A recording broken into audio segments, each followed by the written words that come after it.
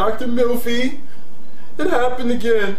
I was watching a movie, and next thing I know, I was in this strange place with an origami dog in my hand. Yeah, I'm old. After talking to some Russians who was part of the Soviet Union's former space program, they find out that there are hundreds of pillars still hidden on the moon, and that this was all an elaborate scheme to get the Autobots to wake up Sentinel Prime because he's the only one who can activate the space bridge. Realizing Sentinel's the key, they try to get him back to Nest headquarters. This takes us to our first real action sequence, which is pretty decent. Except, why are they bleeding? It wasn't in the first two movies, so why throw it in now? It doesn't make their death more real, especially since I can't tell the Decepticons apart anyway. There are all these big gray masses of metal running around, which is fine for the no-name Decepticons, but I should be able to tell the difference between Shockwave, Soundwave, and fucking Starscream. They get Sentinel back to Nest, only to find out the shocking revelation that Sentinel Prime has switched sides. No! Such heroic nonsense. After Sentinel destroys Nest and takes the 5 pillars, he meets up with Megatron and their full plan is revealed. My master, such a brilliant scheme. So, when Sentinel left Cybertron, it was to defect. He was meant to rendezvous with me here on Earth before fate waylaid us both. The only way to revive him, we needed Prime and his Matrix. So why was the Ark shot down?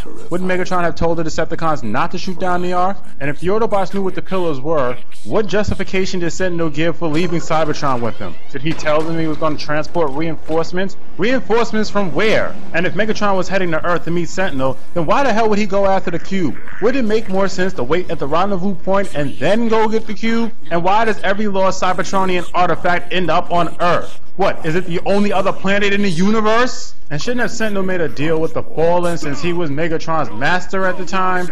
And whoa, there's a 6 degrees of Kevin Bacon plot hole.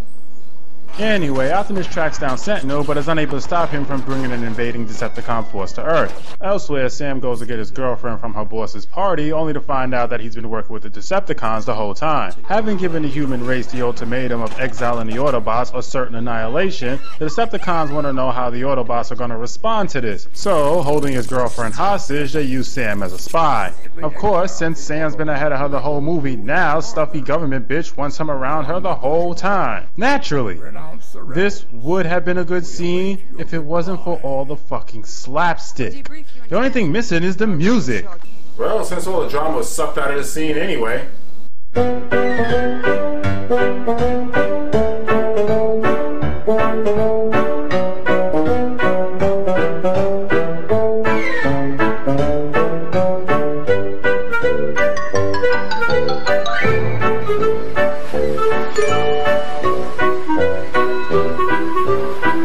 We go to the transport area, we get to see 3 new Autobots, the Wreckers.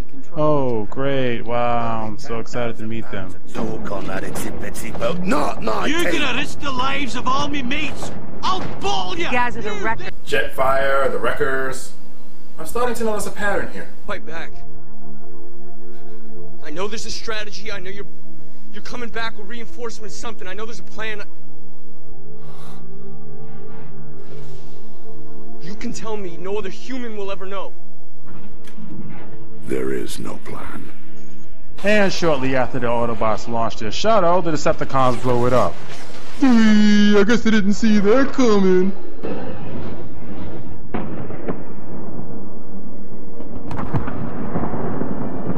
So, Lone Star, now you see that evil will always triumph, because good is dumb. Right after that, the Decepticons take over Chicago and kill thousands of people. Using convenient technology, Sam figures out that his girlfriend is in Chicago and he goes to go rescue her. Epps, who is no longer a part of Nest, decides to go with him anyway because Tyrese needed to be in this movie for some reason, and they pick up former Nest members along the way. When they reach Chicago, they pussy out. I'm not kidding, everyone except Sam literally pussies out. Like I'm really supposed to buy that. Really, Michael? Really?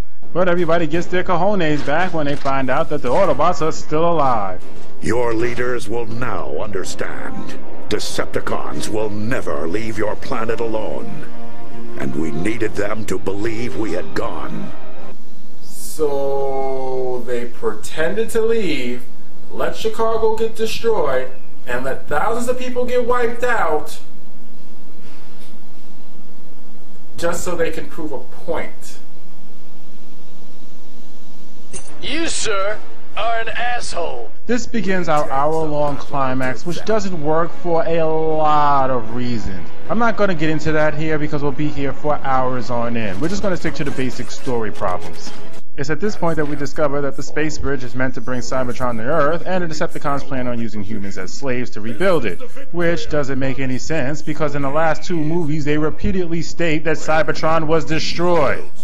Kind of the reason they had to relocate. Back with the Autobots, they sneak into the city, and using a Decepticon transport vehicle, Sam and Bumblebee manage to reach the building where his girlfriend's being held.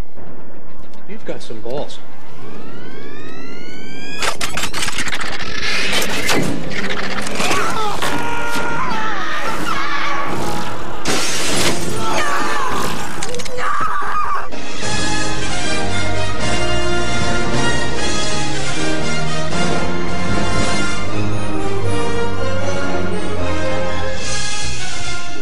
After taking some damage and crash landing, they use a military drone camera to contact Ness and bring him up to speed on what's going on. Sam and Ep's team decide to make their way to a tower so they can destroy the control pillar to the space bridge by shooting it with a rocket launcher, while Lennox mobilizes an assault team to bring it to Chicago. They make it to a tower only to have the Cybertronian spice worm attack them, which Optimus Prime takes out in 5 seconds, 10 seconds in theatrical slow-mo.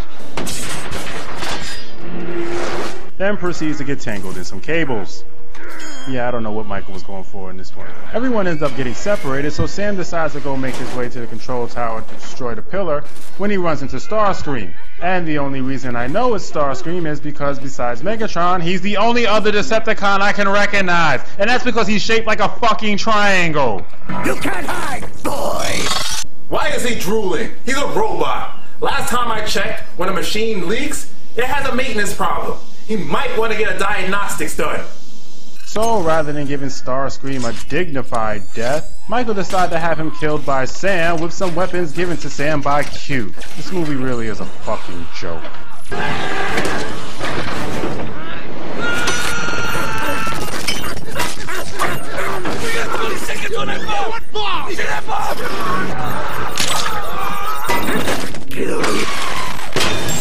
No, no, no, no, no, no, no, not acceptable. No, no, no, no, no.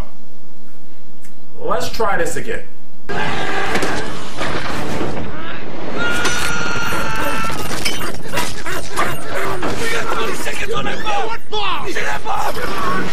This is bad comedy. Megatron? Is that you? Here's a hint.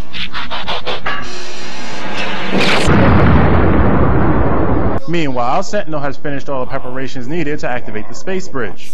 You simply fail to understand that the needs of the many outweigh the needs of the few. And that is the only reason why Leonard Nimoy was cast in this role. So Michael Bay can deep wing 2 movies at once. Do you feel like a big man, Michael?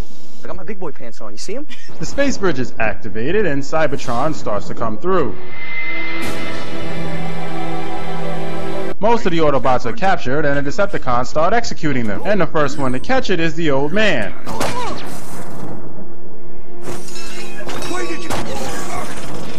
You know, for kids.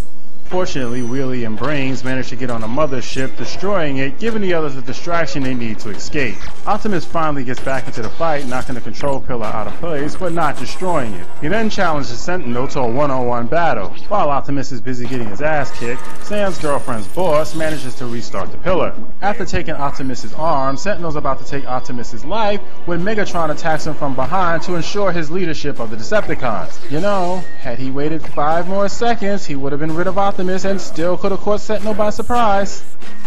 Just saying. Meanwhile, Sam is facing off against his girlfriend's boss. Dude, just grab the pipe. The whole of the world.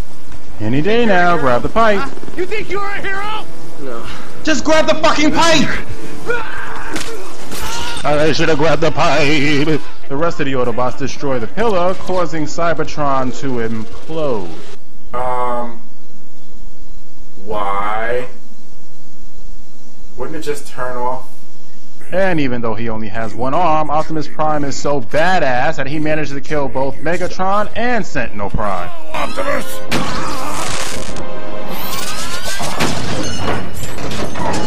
You know, for kids! Hey Ironheart, did you see that? I just totally... Oh. Right. This movie sucks! But you know what? It's all clear to me now.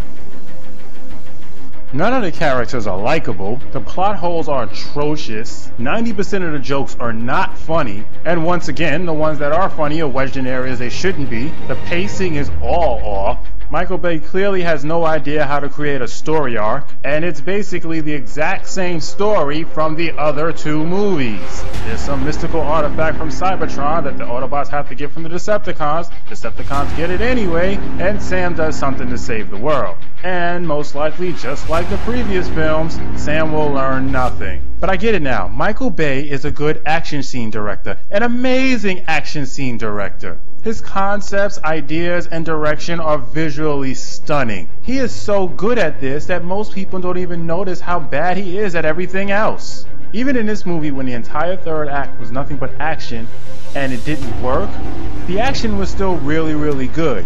It was everything else that was the problem. The pacing, the concepts, the ability to follow who was who. You see, it's not that Michael Bay is a good director, it's that he's good at covering up that he's a bad director.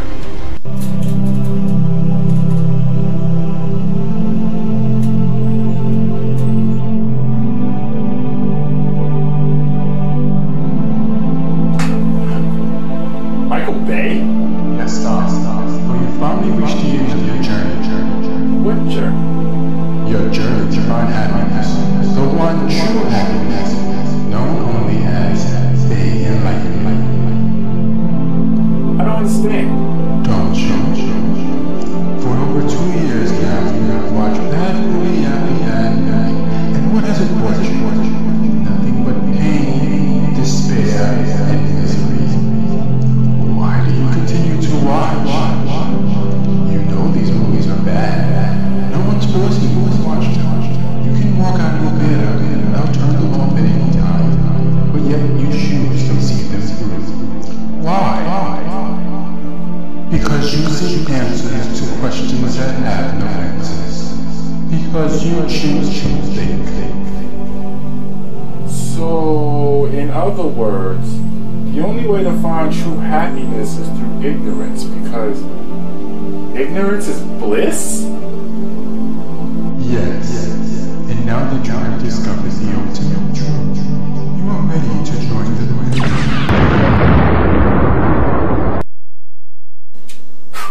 Fuck that shit. Next week, Robot Wars.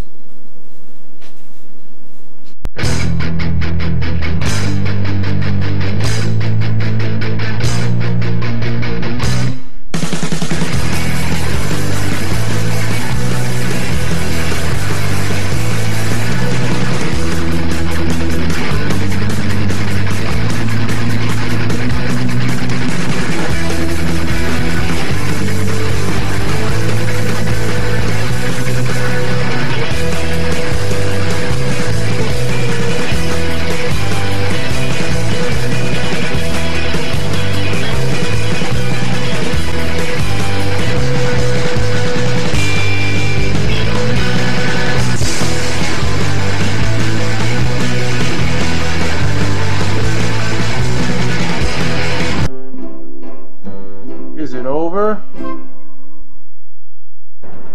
You've got some balls.